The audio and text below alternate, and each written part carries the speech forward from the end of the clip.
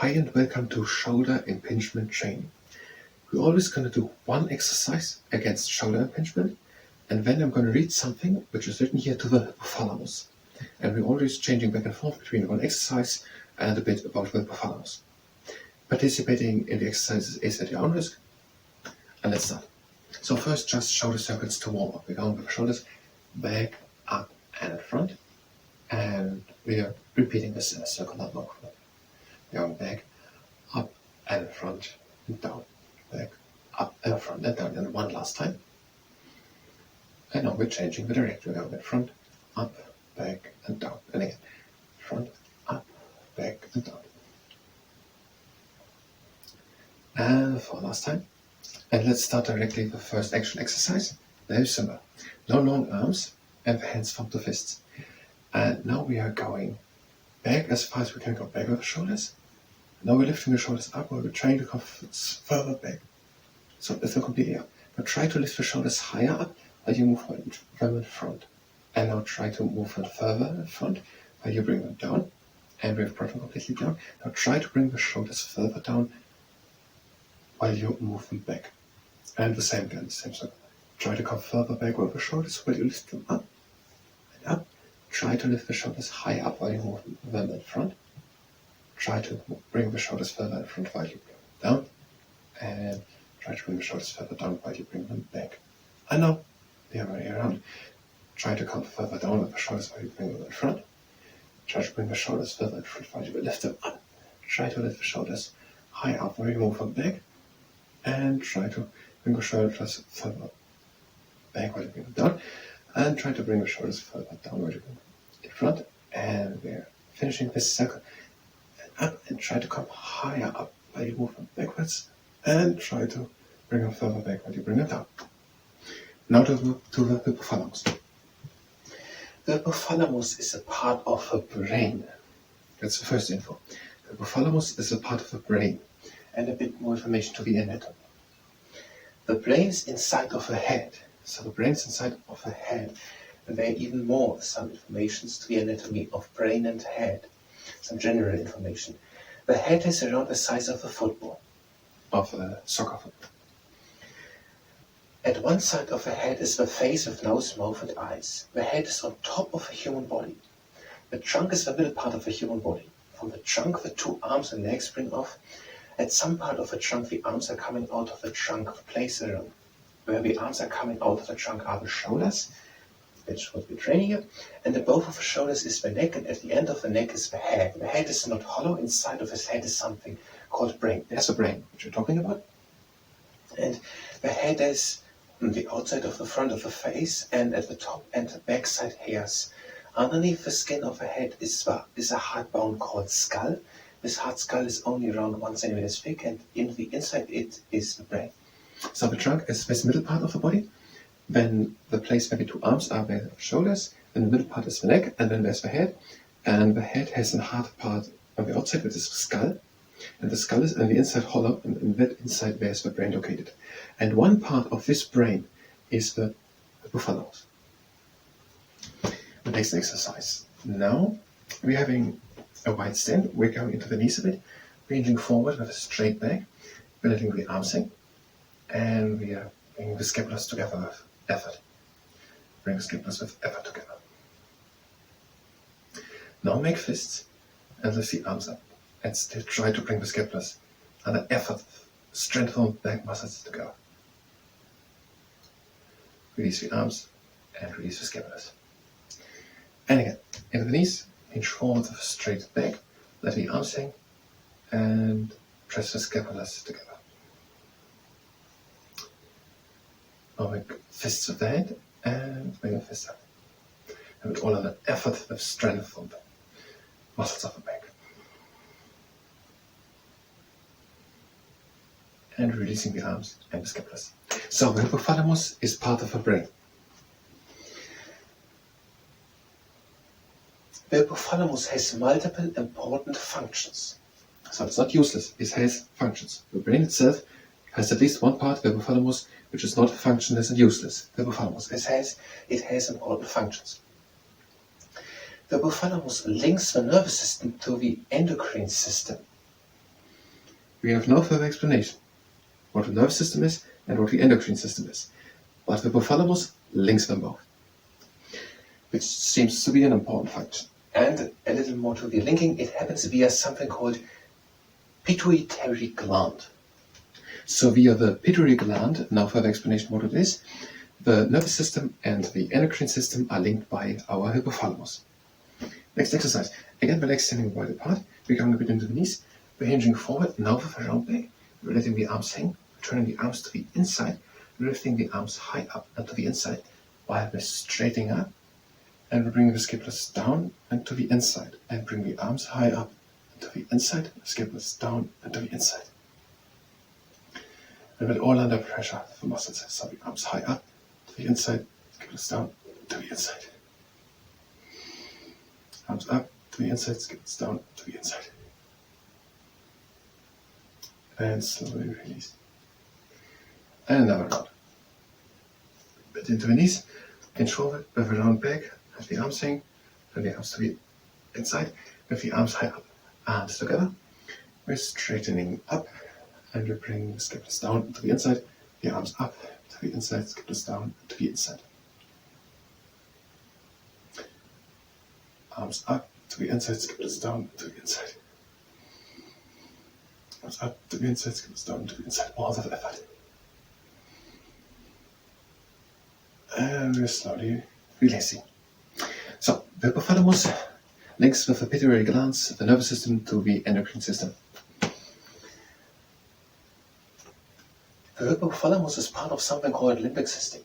Limbic system, again no information, limbic system. Whatever it is, the hypothalamus is part of it.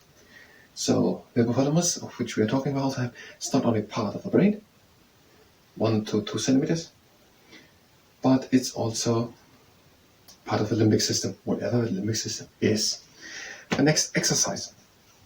Now we are standing good and we are bringing our arms up and we are actively thinking about opening the scapulars to the sky. If this exercise hurts, or any of your other exercises, then don't do it. So we're lifting the arms up and we're thinking actively about the scapulars. Those scapulars are going back and making way for the arm to come up. Problem of shoulder impingement is that the arm can't come up because the shoulder is too much in front.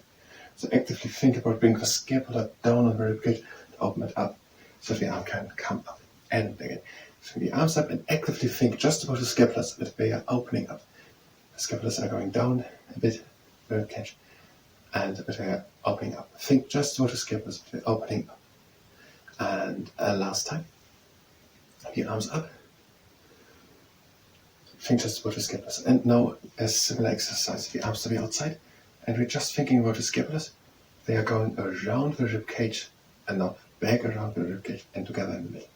And the scapulars, just think about the scapulars. They're going around the rib cage to the outside and following the arms, they're now going back together. And you can even press them together a bit. And again, in front, just think about the scapulars. They should go around and follow the arms, being a perfect socket for the arms and back together. And the scapula should go around the rib cage and back together, and that is last time. So, as measurement for the size of the hypothalamus, the source material uses elements and says that the hypothalamus has the size of around 1 element. So, the hypothalamus has the size of 1 element. Element is the measurement used here, and an element has the size of around this 1 centimeters height and 2 centimeters length. So this is around the size of an element, and that is used as the scale here. That is the size of the hypothalamus. The whole brain, I don't know it exactly, but the head is around football size, and the brain is inside, I don't know it. I think it was 2 fists or something, even maybe a bit more, and the hypothalamus has around this size in the brain. I don't know how big the brain is, something like that. And the next exercise. Now we are having arms for fists, long arms, and the fists, bringing our scapulars together, back and together. We're opening a bit the scapulars to the sky and bringing the chest a bit out. Now we're turning the arms to the outside. Externally, it rotates the arms. So turn the arms to the outside and bring the scapulars back together, open them a little bit up to the sky. And now we're changing only the position of the arms. The scapulars stay. So turn the arms internally and the scapulars back and they're still open to the sky a bit. And with all under pressure, so turn the arms to the inside and changing the arms to the outside and the scapulars still back, and open them a little bit to the sky. Scapulars down. And change from last time. The arms to the inside, and the scapulars still pegged together, down and open a bit. And now a similar exercise. The arms to the outside, a little bit in front, and now we're turning the arms to the inside. The scapulars are going down to the inside. And we're doing that under pressure. So the arms to the inside, scapulars down to the inside, and back together. The arms in front, scapulars down to the inside. And switching, the arms back, scapulars up. Arms back, scapulars up. Under pressure. And switching, the arms in front, and the scapulars down to the inside. Down to the inside. Scapulars, the arms in front. Arms in front, scapulars down to the inside. And change for last time. The arms back, scapulars up, arms back, scapulars up. And back to the hypothalamus. The hypothalamus controls body temperature, hunger, thirst, fatigue, sleep, parental attachment behaviors, and circadian rhythm. To nothing of that is an explanation given. So the things controlled by the hypothalamus are, maybe we understand them without explanation, body temperature, hunger, thirst, fatigue, sleep, parental attachment behavior, and circadian rhythm. The next exercise. We're lifting again our arms up. Just lift them up. And now lift the shoulders high up. And now release it all again. Just neutral it down. And again, up with the arms. If it causes pain, then don't do it. And lift the shoulders up. And release it slowly again, just neutrally down. And 2 more times. The arms up. And lift the shoulders up. And let it all down again. And last time, the arms up. Lift the shoulders up. And all again down. Next exercise. Then the arms together. And we're going down to the outside. And we're just focusing, concentrating on the scapulars. So we're just focusing on the scapulars. Where we should go, we're concentrating just on the scapulars. To get a feeling how the scapulars move over the rib cage. How we should move.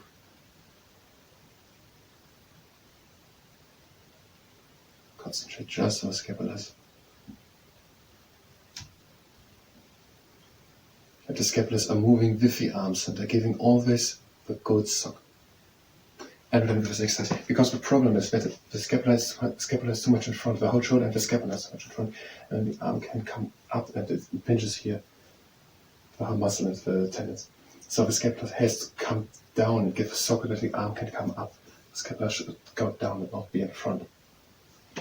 Next exercise. If you don't have a sock, you can use a tennis ball or something. You're just having it on the outside. And we're letting it fall and catching it again. And we're trying to have a straight arm. A straight arm.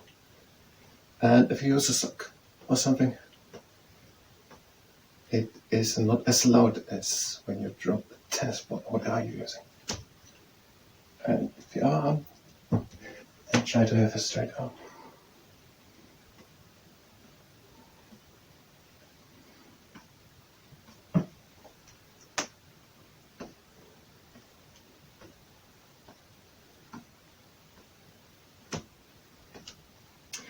And if I have not made something wrong calculated, we're done with all the exercises. We're bringing one arm in front. We're stretching that arm, bit shoulder stays back. Bit shoulder stays back. We're stretching front. And switching. The other arm in front. Bit shoulder stays back. And luckily, we have it all in one sentence together. What we had about the hypothalamus. Because we have not much time.